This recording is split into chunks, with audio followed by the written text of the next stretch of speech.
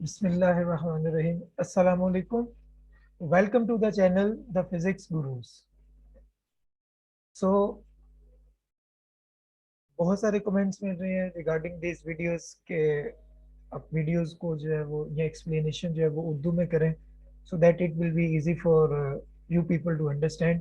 तो ओके जी, सो उर्दू में मैं इसकी एक्सप्लेनेशन करता हूँ so that it will be easy for all of you to understand. So MCQ topical revision, और इसमें this is the part two. Part one में we have studied the MCQs related with the scalars and vectors, okay, how we can differentiate between scalar and vectors, and then how we can add the vector quantities by different methods. अब part two में हम discuss करेंगे measuring instruments, और particularly इसके अंदर जो MCQs related with है measuring tape, meter rule, micrometer screw gauge, and simple pendulum, as well as ticker tape timer. टिकर टेप टाइमर पर्टिकुलरली हम डिस्टेंस मेजर करने के लिए यूज करते हैं, बट वो भी क्योंकि मेजरमेंट वाले ही टॉपिक में आता है तो इसलिए we will discuss those MCQs in this part as well. So let's start the MCQ topical revision part 2 with the physics gurus.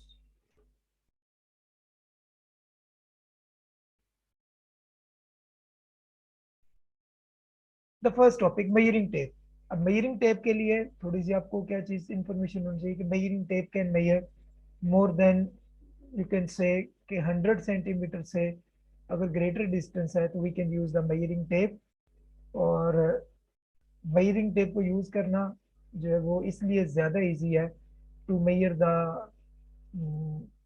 Circular irregular curved path, क्योंकि मेजरिंग टेप इजीली क्या हो जाती है, फ्लेक्सिबल है, it can easily bend. Let's suppose कि अगर मेरे पास एक कोई इस तरह की कर्व्ड सरफेस है तो इस कर्व्ड सरफेस की अगर मैंने लेंथ मेजर करनी है तो I can place the measuring tape with it easily so that ये बेंड हो जाती है।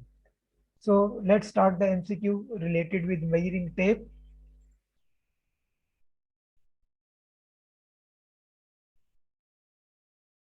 In an experiment A ball is roll down. अब कौन सा ट्रैक है जी, कर्व ट्रैक। ओके, एक और चीज याद रखिए कि एमसीक्यूज में इंपॉर्टेंट पॉइंट्स को जरूर अंडरलाइन किया करें सो दैट आपका मिसिंग डाटा जो है वो ना हो जाए, इंपॉर्टेंट डाटा जो है वो मिस ना हो जाए, और यहीं से आपको काफी सारे क्लूज मिल जाते हैं about the answer. About half metre long. अब कर्व्ड पाथ है, कर्व्ड पाथ पे उसने क्या है कि which measuring device should be use to measure the length accurately. अब ऑब्वियसली इसके अंदर हम यूज माइक्रोमीटर तो कर नहीं सकते, वर्नियर कैलिपर भी यूज नहीं कर सकते, मीटर रूल भी यूज नहीं कर सकते बिकॉज वो रिजिड है, प्लास्टिक और वुड का बना, फ्लेक्सिबल नहीं है। सो कौन सा इंस्ट्रूमेंट यूज कर सकते हैं जिसके साथ हम इजीली रैप कर सके, and that is tape measures. MCQ number 2,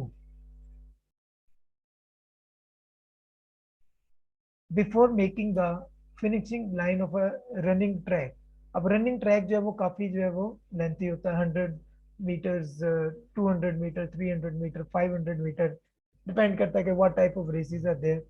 a groundsman measure of measures out it's 100 meter length.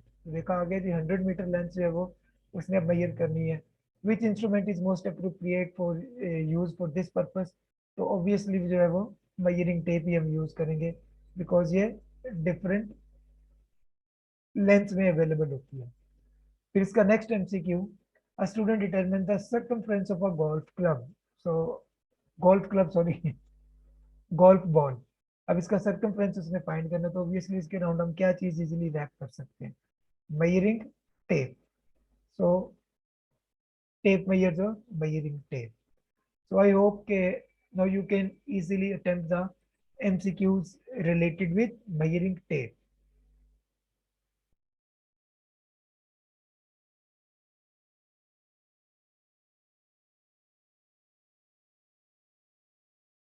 Okay जी, नेक्स्ट पार्ट है इसका जी, मीटर रूल। मीटर रूल के लिए कुछ चीजें याद रखनी पड़ेंगी कि मीटर रूल जो है वो यूजुअली लॉन्ग मेजरमेंट्स के लिए हम यूज करते हैं, इन अ सेंस के 20 सेंटीमीटर या 15 सेंटीमीटर से अगर ऑब्वियसली कर ले कि ज्यादा अगर मेजरमेंट है अप टिल 100 सेंटीमीटर तक, तो उसके लिए फिर हम जो है वो रिकमेंडेड है कि मीटर रूल ही हम यूज करें, और हाफ मीटर रूल भी हम यूज कर सकते हैं। मीटर रूल का जो लीस्ट काउंट है दैट इज 1 मिलीमीटर, और 0.1 सेंटीमीटर। तो ये इसका जो है वो लीस्ट काउंट है, ये आपने याद रखना है। समटाइम इससे रिलेटेड भी एमसीक्यू पूछा जा सकता है। ओके जी। The diagram shows one method of measuring the diameter of a beaker. Beaker को इसने इसके अंदर फिक्स कर दिया टू वुडन ब्लॉक्स के अंदर, सो that it can not move. अब इसका जो है वो डायमीटर फाइंड करना, और ऑब्वियसली डायमीटर जो है वो यहाँ से यहाँ तक की लेंथ है। तो मैं यहाँ से रीडिंग नोट करता हूँ, दिस इज 3.5। समटाइम स्टूडेंट्स इसको 3 कंसिडर कर लेते हैं, दैट इज रॉन्ग। ठीक है जी। और इसको 8 कंसिडर कर लेते हैं, that is wrong as well. So 3.5, और इसके बाद ये यहाँ पे ये जो है मेरे पास ये 8। अब इनका डिफरेंस निकाल लेते हैं, 8.0 एंड 3.5। तो ये आ जाएगा जी 4.5 सेंटीमीटर। तो कौन सी ऑप्शन करेक्ट है जी? Option A.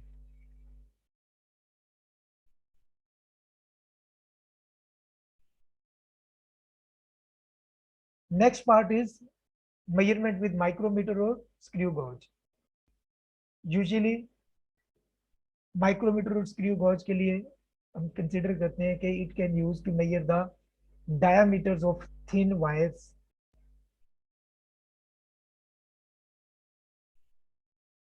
thickness of sheets, etc. Most of the MCQs है वो रिलेटेड विद किससे है? डायमीटर ऑफ वायर से रिलेटेड। और इसमें जो है वो there are 3 important parts of measurements with screw gauge. Number 1, यहाँ पे अगर हम देखें तो there is no zero error. ये हमारे पास सर्कुलर स्केल है और ये हमारे पास मेन स्केल है। तो सर्कुलर स्केल का जीरो अगर मेन स्केल के जीरो के बिल्कुल सामने है तो there will be no zero error. और इफ अगर सर्कुलर स्केल का जीरो मेन स्केल के जीरो से बिलो है तो then this will be positive zero error. और इसको कैलकुलेट करने का फॉर्मूला क्या है? N into least count. अच्छा, इसका लीस्ट काउंट भी याद रखना है कि इसका जो लीस्ट काउंट है वो है 0.01 मिलीमीटर, यहाँ पे 0.001 सेंटीमीटर। और ऑब्वियसली ये कौन सा part of the millimetre measure करता है? 1/100 पार्ट को मेजर करता है। ओके जी। So N into least count. अब यहाँ पे हम देखेंगे इस डायग्राम में कि जीरो कितनी डिवीजन से नीचे है? 1 और 2।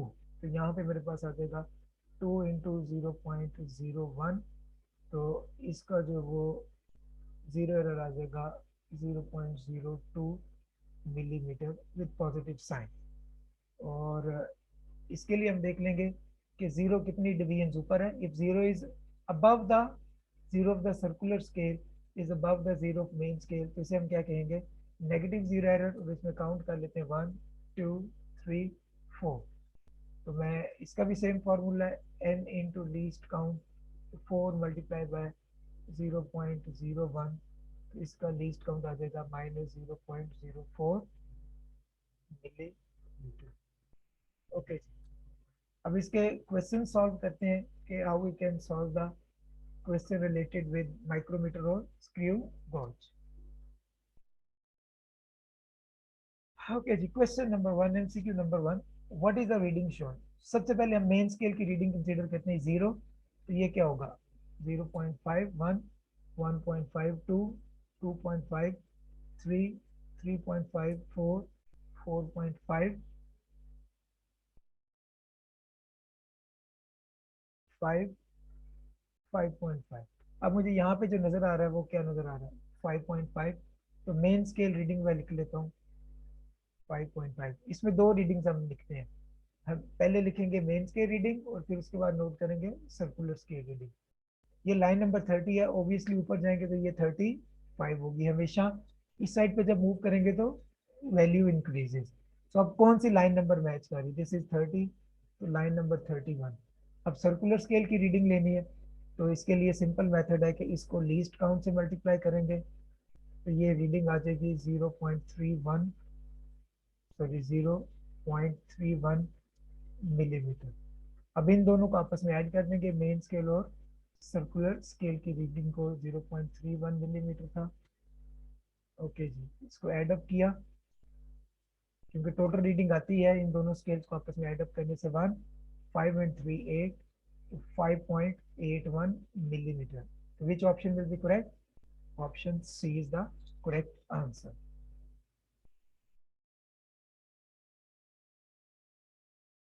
ओके जी, इसके लिए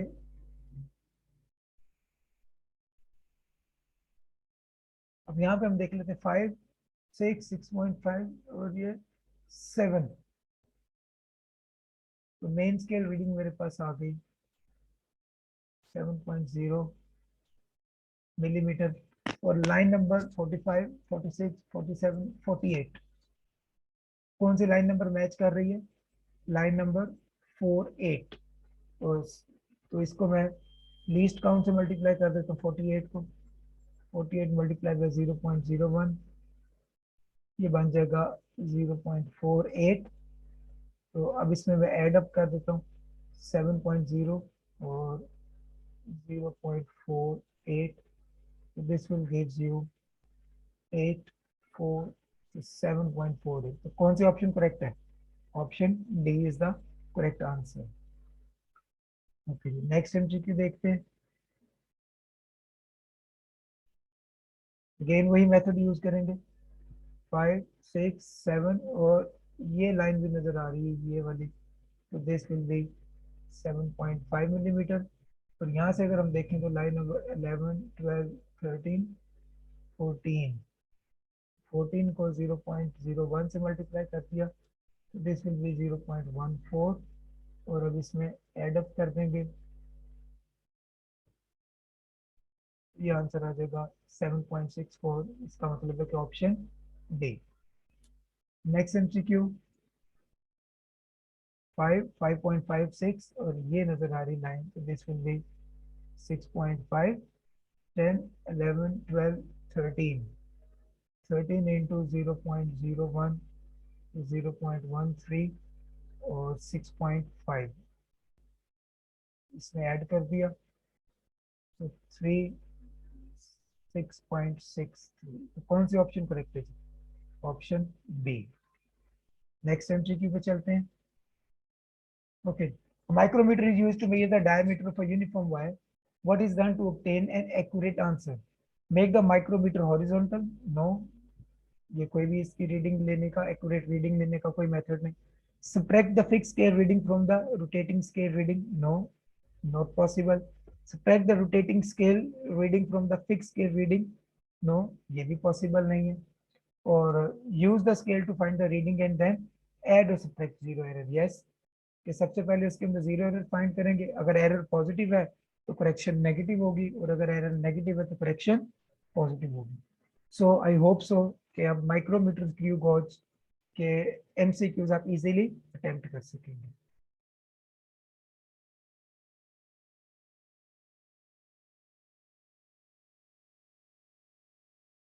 ओके जी, अब इस पार्ट में डिफरेंट मिक्स्ड क्वेश्चन है, मल्टीपल इंस्ट्रूमेंट्स को एक साथ उसने जो है वो उसकी एवेल्यूएशन की है स्टूडेंट्स नॉलेज की, और इसके अंदर थोड़ा सा वो भी याद रखेंगे क्योंकि पुराने एमसीक्यूज हैं, ओल्ड एमसीक्यूज हैं, और इसमें वर्नियर कैलिपर का भी इसने पूछा हुआ है।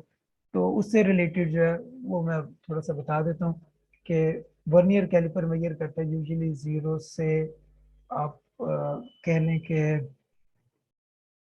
18 सेंटीमीटर तक जो है वो ये मेजर कर सकता है। 15 कर लें, 0 से 15 सेंटीमीटर तक इजीली मेजर कर सकता है। और इसका लीस्ट काउंट जो था वर्नियर कैलिपर का, दैट वाज 1/10 मिलीमीटर, या फिर 0.1 मिलीमीटर था।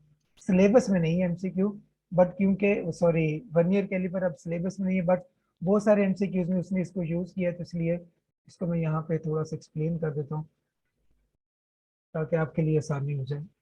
ऑल्दो के एग्जाम में नहीं आएगा, बट कुछ एमसीक्यूज में वर्नियर कैलिपर की ऑप्शन नहीं भी है उसका correct answer. So let's start the mixed question on measurements.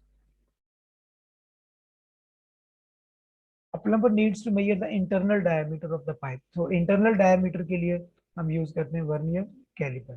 फिर देख लीजिए वर्नियर कैलिपर सिलेबस में नहीं, बट मेजरमेंट से रिलेटेड, क्योंकि ये प्रीवियस पास पेपर्स के क्वेश्चंस हैं, तो इसलिए इसमें ये एमसीक्यूज कहीं कहीं पे आ जाते हैं। ओके जी, अब यहाँ पे ये बिल्कुल क्लियर है जी। The student has been asked to determine and accurately as possible the volume of the piece of the wire. The wire is about 80 centimetre long. So 80 centimetre long के लिए हम यूज करेंगे टेप। ठीक है जी। और tape नहीं तो फिर दूसरी ऑप्शन हम क्या यूज कर सकते हैं, मीटर रूल यूज कर सकते हैं। और since diameter of the wire है, तो डायमीटर ऑफ द वायर का मतलब है, इसके लिए हम यूज करेंगे स्क्रू गॉज माइक्रोमीटर। डायमीटर के लिए ये आ गया स्क्रू गॉज और माइक्रोमीटर। वर्नियर कैलिपर इतनी लेंथ मेजर नहीं कर सकता, तो मीटर रूल करेगा। तो option A is the correct answer. Internal diameter, again internal diameter के लिए वर्नियर कैलिपर यूज करेंगे, जो सिलेबस में नहीं है। बट क्योंकि इस जगह पे इसने माइक्रोमीटर की भी ऑप्शन दी है, तो इसलिए इसको डिस्कस कर लिए यहाँ पे एमसीक्यू को। ओके जी, इसके अंदर जो है वो ये लेंथ गिवन है 0.4 मीटर, तो इसको सेंटीमीटर में कन्वर्ट कर लेंगे सो दैट जरा आसानी हो जाएगी। तो it will be equal to 40 centimetre and this will be equals to 8 centimetre and this will be equals to 0.3 centimetre. और मीटर्स के अगर सेंटीमीटर बनाने हैं तो फिर क्या करना पड़ेगा, कैन एनीवन टेल? चलो ये कमेंट्स में लिखिएगा कि we want to convert metre into centimetre, तो क्या करना पड़ेगा, कैसे कन्वर्ट करेंगे। ओके जी, so 40 centimetre length, screw gauge भी यूज नहीं कर सकते, वर्नियर कैलिपर भी यूज नहीं कर सकते, और फिर लेंथ के लिए हम मीटर रूल यूज करेंगे। अब इन दोनों ऑप्शंस में से देखना है। पहले थिकनेस देख लेते हैं। थिकनेस क्योंकि ये 0.3 इज द बहुत स्मॉलेस्ट थिकनेस, तो इसके लिए हम यूज करेंगे माइक्रोमीटर। और ये वाली ऑप्शन आ गई माइक्रोमीटर, तो फिर ऑब्वियसली ये वाली तो ऑप्शन चली गई। तो which option is correct answer? Option A is the correct answer. उसके बाद नेक्स्ट एमसीक्यू देखते हैं। ओके जी, a plumber measures as accurately as possible the length and the internal diameter of a straight copper wire। अच्छा जी, उसकी length है 80 centimetre और diameter है 22 सेंटीमीटर। ओके जी, कौन बताएगा मुझे एमसीक्यू नंबर 5 का आंसर? कमेंट्स में लिखिएगा एमसीक्यू नंबर 5 का आंसर के विच option is the correct option. So 80 centimetre measure करनी है और 2 सेंटीमीटर। ये 2 centimetre is the larger length, जो माइक्रोमीटर से हम मेजर नहीं कर सकते। और 80 सेंटीमीटर का तो आपको पता ही है। So just write the answer in comments of MCQ number 5। Diameter measure करना है जी, उसकी लेंथ अप्रोक्सीमेटली 1 मीटर, और डायमीटर भी मेजर करना और लेंथ भी मेजर करनी होता है वायर। तो डायमीटर के लिए हम क्या चीज यूज करते हैं, माइक्रोमीटर। और 1 मीटर लेंथ है, तो ऑब्वियसली 1 मीटर लेंथ इससे तो मेजर हो नहीं सकती, तो मीटर रूल होगा। तो फिर कौन सी ऑप्शन करेक्ट है? Option A. आप खुद भी सॉल्व कर लिया करें एमसीक्यूज, और फिर अपना आंसर उसके साथ टैली कर लिया करें। लेंथ 30 मीटर, काफी जो है वो long length is given. Diameter 2 millimetre, तो ऑब्वियसली इसके लिए हम यूज करेंगे माइक्रोमीटर और स्क्रू गेज यूज करेंगे। और इसके लिए मीटर रूल या फिर मेजरिंग टेप, अब दोनों में से 30 मीटर है, तो मीटर रूल या मेजरिंग टेप। 30 मीटर के लिए मीटर रूल तो यूज नहीं कर सकते, तो क्या यूज करेंगे, मेजरिंग टेप। सो इसका आंसर क्या होगा, measuring tape and micrometer. Option D is the correct answer. Question number 8। अच्छा जी, ये डिटरमिन, अच्छा जी, उसका एक्यूरेटली द वॉल्यूम। अब ये 2 सेंटीमीटर लेंथ है, तो अब इसका हमने क्या मेजर करना है, वॉल्यूम मेजर करना है। सर्कुलर शेप है, तो सर्कुलर शेप के लिए रूल तो यूज नहीं कर सकते, क्योंकि वो बेंड नहीं होगा, फ्लेक्सिबल नहीं है। और उसके बाद माइक्रोमीटर इतनी लार्जर लेंथ मेजर नहीं कर सकता, तो कौन सी ऑप्शन आएगी? Option D. अच्छा जी, इसके अंदर भी इसने बताया कि जी दो चीजें वो उसने मेजर करनी है।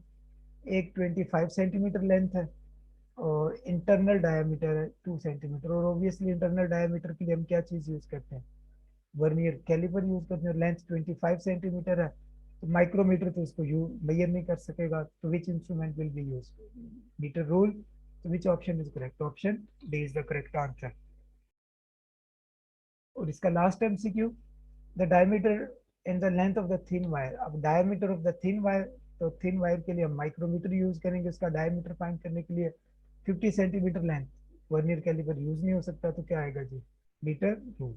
सो आई होप के अब आपके concepts regarding the measurements of the length के क्लियर हो गए होंगे, अल्हम्दुलिल्लाह।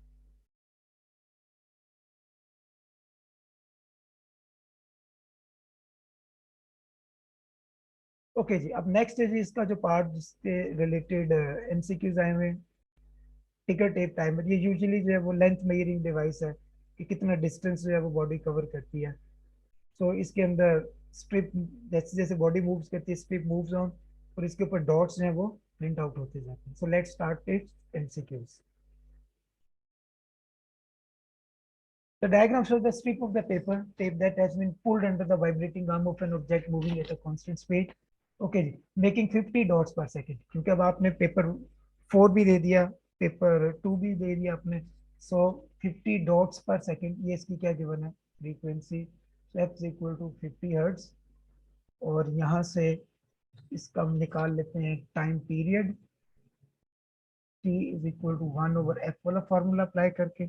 सो इसका टाइम पीरियड जब हम कैलकुलेट करेंगे तो 1/50, टाइम पीरियड आ जाएगा 0.02। अब ये टाइम पीरियड 2 डॉट्स को प्रिंट करने का टाइम है, यहाँ से यहाँ तक ये इंटरवल जो है, this interval is called as time period. Okay जी, अब उसने डिस्टेंस दिया हुआ 20 सेंटीमीटर। सो डी की value 20 centimetre. What is the speed of the object? तो स्पीड का फॉर्मूला क्या होता है? Speed is equal to distance over time. अब ये उसने कहा है कि जी इन डॉट्स को प्रिंट करने का, 50 डॉट्स को प्रिंट इसने कहा था करना है। अब यहाँ पे इसने एक पर्टिकुलर डिस्टेंस दे दिया। अब यहाँ पे हम ये देखेंगे इनके इंटरवल्स कितने हैं। Interval number 1, interval number 2, 3, 4, 5, 6, 7, 8, 9, 10। सो 10 इंटरवल्स हैं। ठीक है जी, ये कितना टाइम था? 1 and 2 डॉट्स के इन बिटवीन 0.02। तो टोटल टाइम हम फाइंड कर लेंगे 0.02 इंटू 10। तो मल्टीप्लाई कर दिया इसको 10 से, तो आंसर विल बी, तो टाइम इसमें कंज्यूम हुआ 0.2 सेकेंड्स। अब फॉर्मूले में वैल्यू लगा देते हैं, 20/0.2, सॉल्व कर लेते हैं। 20 divided by 0.2, so this will be equals to 100। तो which option is correct? Option C. इसमें देख ले, इसमें फ्रीक्वेंसी वाला कॉन्सेप्ट यूज होना जो आप वेव्स वाले चैप्टर में पढ़ के आए थे, तो वहाँ पे यू हैव स्टडीड के फ्रीक्वेंसी और टाइम पीरियड में क्या रिलेशन है, T is equal to 1/f। But इसमें वही कॉन्सेप्ट याद रखना है कि 2 डॉट्स के इन बिटवीन जो प्रिंटिंग का टाइम है that is called as time period, और फिर हम टोटल टाइम इंटरवल्स के लिए इसका टाइम फाइंड कर लेंगे। अच्छा जी, मूवमेंट ऑफ द बॉडी के कितना मूव करेगी? 60 डॉट्स वो प्रिंट करती है, इट्स मीन इसकी फ्रीक्वेंसी है जी 60 हर्ट्ज। और उसने कहा कि जी what length of the time. अच्छा जी, यहाँ से हम ये देख लेते हैं कि टाइम पीरियड इसका निकाल लेते हैं 1/f। तो 1/60 कितना आ जाएगा? 0.016। ओके, अब देखते हैं इंटरवल्स कितने हैं। 1, 2, 3, 4, 5, 6, 7, 8, 9, 10। तो इसको मल्टीप्लाई कर देंगे with 10, 0.016 multiply with 10।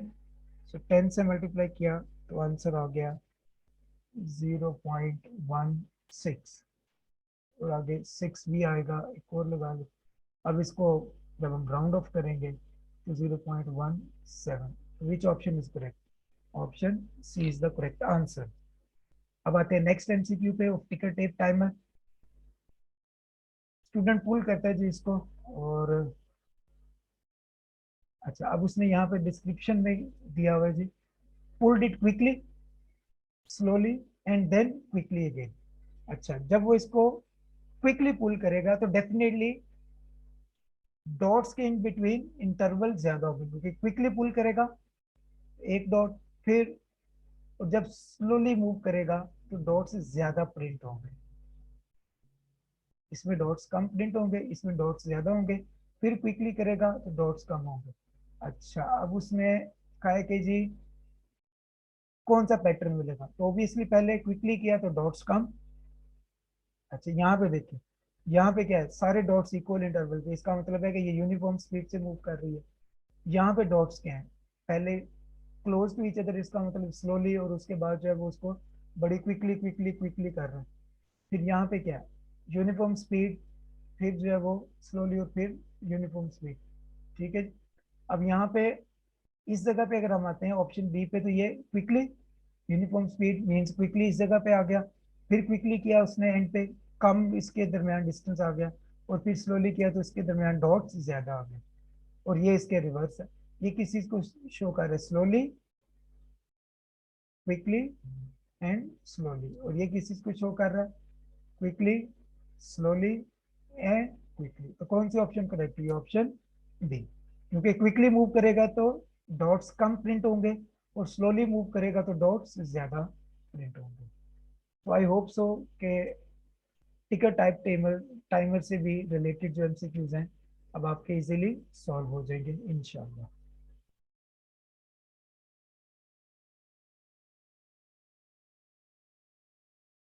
Next topic है इसके अंदर simple pendulum. Simple pendulum, already you have studied that कि ये वाइब्रेट करता है अबाउट इट्स मेन पोजीशन। और इसके लिए फिर हम फाइंड करते थे टाइम पीरियड, इसमें टाइम इंटरवल वैल्यू फाइंड करते थे, और फिर फ्रीक्वेंसी इससे रिलेटेड थी। तो डिफरेंट फिनोमिना आप इसके स्टडीज करके आए थे। अब इससे रिलेटेड देखते हैं जी MCQs. One oscillation of swinging pendulum occurs when the bob moves from x to y and back to x. So obvious one oscillation कब होगी, जब x से y जाएगा वाइब्रेट करेगा, और y टू x वापस आएगा, then it will be one oscillation. Time for one oscillation क्या कहते हैं, time for one oscillation is called as time period. Time required to complete one oscillation, one vibration और one wave is called as time period. और इसमें time period find करने का method क्या था कि पहले हम 20 ऑसिलेशंस का टाइम फाइंड कर लेते थे। फिर उसके बाद क्या करते थे, इस टाइम को, जो भी 20 ऑसिलेशंस का टाइम आया, उसको नंबर ऑफ ऑसिलेशंस पे डिवाइड करके क्या फाइंड कर लेते, उसका वन ऑसिलेशन यानी टाइम पीरियड का टाइम फाइंड कर लेते हैं। तो इसमें time 20 oscillation and multiply by 20 no, time of one oscillation, ये तो टाइम पीरियड की डेफिनेशन है, ये इस तरह पॉसिबल नहीं है। Time to move X to Y and double it, no, ये भी पॉसिबल एक्यूरेट मेथड नहीं है। Time 20 oscillation and divided by 20, तो time divided by number of oscillation, 20 divided by 20 will gives you the time period of a simple pendulum. Okay.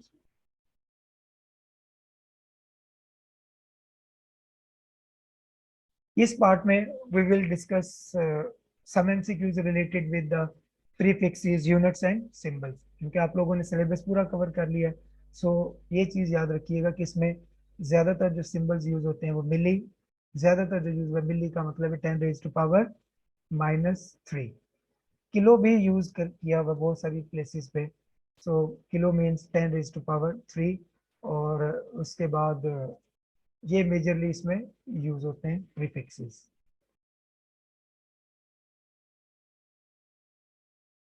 Power is measured in watt. Obviously, we know that the unit of power is watt. Okay, what is the correct symbol for millions of watt? अब देखें, millions of watt आ गया, तो it's mean कि यहाँ पे फिर, क्योंकि millions का मतलब पावर उसकी प्लस है, तो इट्स मीन कि 10⁻⁶। और 10⁻⁶ जो था वो यहाँ पे किस चीज का प्रीफिक्स था, मेगा का, एंड इट रिप्रेजेंट्स 1 मिलियन। इसको रिप्रेजेंट करता है 1 मिलियन को। तो फिर यहाँ पे मेगा का सिंबल था कैपिटल एम, वॉट का जो सिंबल है वो कैपिटल डब्ल्यू। सो हमेशा याद रखना है कि वॉट का जो सिंबल कैपिटल डब्ल्यू, तो which option is now correct, option D, mega और फिर वॉट। सो वो मेगा यहाँ से आ गया और वॉट इसका यूनिट आ गया, तो option D is the correct answer. Which is the correct unit for the quantity joule? Electromotive force इसका यूनिट क्या होता है? जूल्स। प्रेशर का unit pascal, sorry joules, pascal. और वेट का यूनिट कौन बताएगा? Newton. Obviously heat is a form of energy, पर एनर्जी का यूनिट क्या है? जूल्स। तो which option is correct? Option B. हाँ, अगर वो स्पेसिफिक लेटेंट हीट पूछ लेता तो फिर Q is equal to M L और L is equal to Q over M, फिर वो होना था जूल पर केजी।